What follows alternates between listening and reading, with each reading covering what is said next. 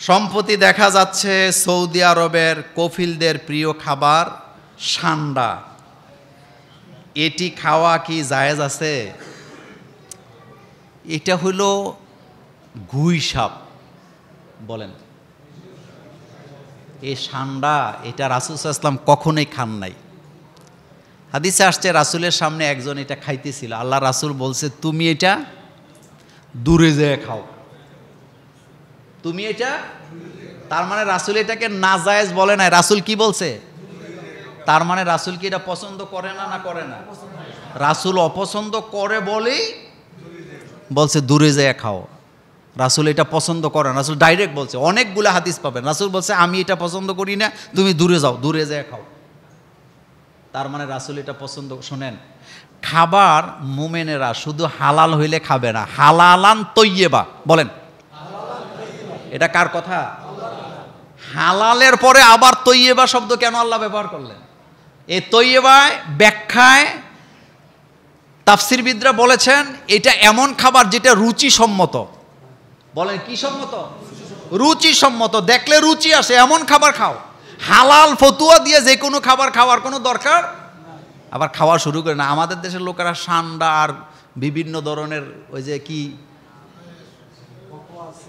আরো কত কিছু আছে না, এটি চিনে নি আমাদের দেশের লোক। এটি মরুভূমিতে বেশি থাকে, মরুভূমির দেশগুলাতে বেশি থাকে, এগুলা খাওয়ার দরকার নেই। বলেন হালালান তৈয়্যিবা, হালালও হইতে হবে, রুচিসম্মত হইতে হবে, খালি খাইলে হবে না। এটা কেমন লাগে বলেন তো? কুমিরের মতো দেখতে, খুব ভাল লাগে এটা খাইতে? না, এটা খাবেন না, কোনো দরকার নেই। আর খাইলে গুনাহ হবে এটাও আমি বলতে পারতেছি না, কিন্তু আপনি না চিন্না খাইলে মরা যাওয়ার সম্ভাবনা কি আছে?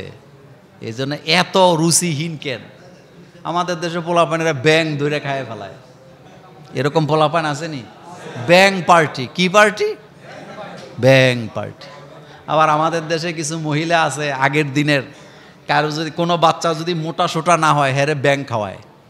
আমি নিজে দেখছি এরকম একজনকে ব্যাং রান্না করে দিয়ে করেছে মুরগির গোস্ত খা, হেতে ব্যাংকের রান টান খাইয়া রাত্রেবেলা অসুখ, হাসপাতালে নিচে ডাক্তার কয় খাইছো কি? কয় মুরগি। এখন হেতের মায় কয় না ডাক্তার সাহেব আমি তো তারে ব্যাং খাওয়াইছিলাম।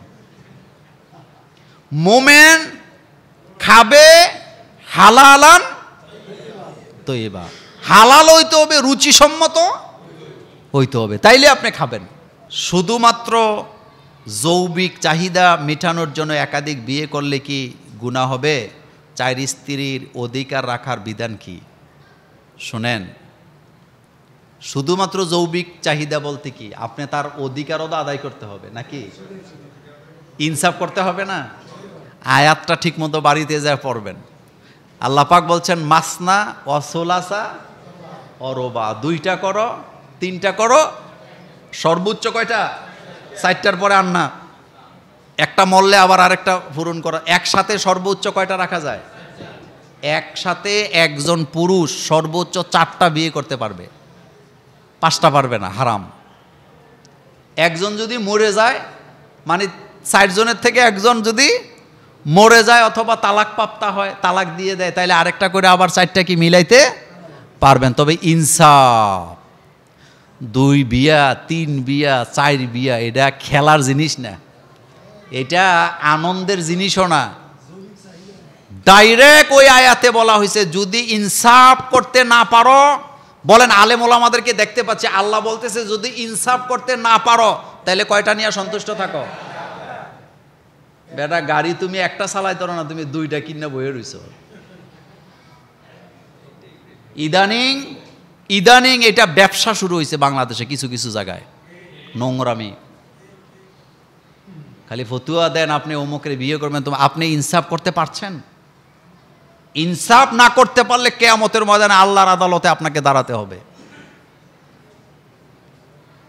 আর আমাদের দেশে ইদানিং কিছু হুজুর আছে আবেগে পইরা বিয়ে করে, এটা খুব খারাপ জিনিস। তবে বাংলাদেশে যতক্ষণ পর্যন্ত একাধিক বিয়েকে সহজ করা না হবে, ইনসাফ ভিত্তিক বিয়ে করা না হবে, জিনা দিনে দিনে বাড়বে, পরকীয়া দিনে দিনে বাড়বে। এই কথাটা সত্য না মিথ্যা? এজন্য এটাকে সহজ করা দরকার। বিয়েরে দিন দিন আরো কঠিন বানাইতেছে। ইসলাম বিয়েকে করে সহজ, জিনাকে করে কঠিন। বলেন, জিনাকে কি করে আর বিয়েকে? কিন্তু পাশ্চাত্যের আইন জিনাকে করে সহজ, বিয়েকে করে কঠিন। এই জন্য পরকীয়া দিন দিন বাড়তেছে। সুতরাং 4 স্ত্রী রাখতে পারবে যদি কি করতে পারে? শাড়ি কিনলে কয়টা? কথা কন না কেন? মোবাইল কিনলে কয়টা? গাড়ি কিনলে কয়টা? জুতা কিনলে কয় জোড়া? তুই ভিক্ষা করে খা। এবার তুমি এবার ভিক্ষা করে বাড়ি করলো কয়টা? খাট কিনলে কয়টা? তোষক কিনলে কয়টা? বিছানার চাদর কিনলে কয়টা? একটারে এসিতে রাখবা, আর একটারে ফ্যানের নিচে হবে না, ওইটারও এসি দিতে হবে। তো এসি কিনলে কয়টা? শখ মিঠি যাইব।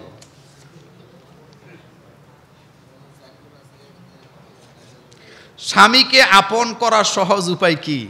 এই ব্যাপারে ইসলাম কি বলে শুনেন। স্বামীকে আপন করার রাস্তা একটাই, সেটা হলো স্বামীর প্রশংসা করা। কথা কন না কেন? আচ্ছা বলেন তো, প্রশংসা এটা সবচেয়ে বেশি ভালোবাসে কে?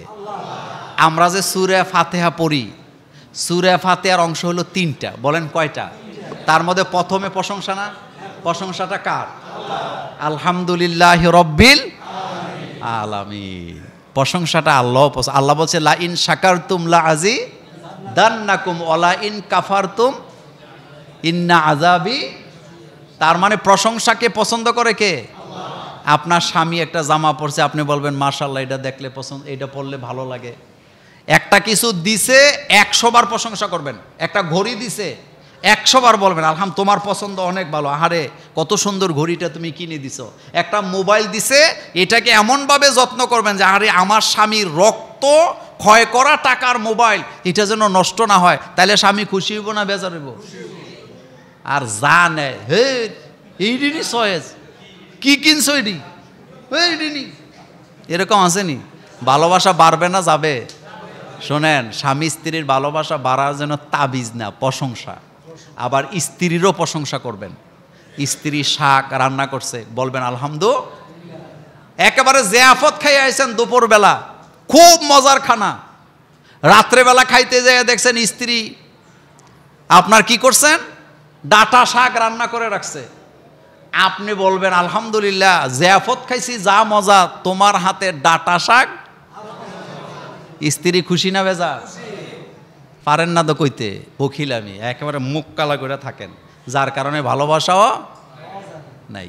ভালোবাসা, একটা খিচুড়ি রান্না করবে প্রশংসা করবেন, একটা তরকারি রান্না করবে প্রশংসা করবেন। সেম স্বামী আপনাকে একটা কিছু দিলে আপনি 1 কোটি বার প্রশংসা করবেন, দেখবেন স্বামী আরও দিবে। আল্লাহও সেম। আল্লাহ তো আল্লাহর প্রশংসা করলে আল্লাহ বাড়ায় দেয় না কমায় দেয়?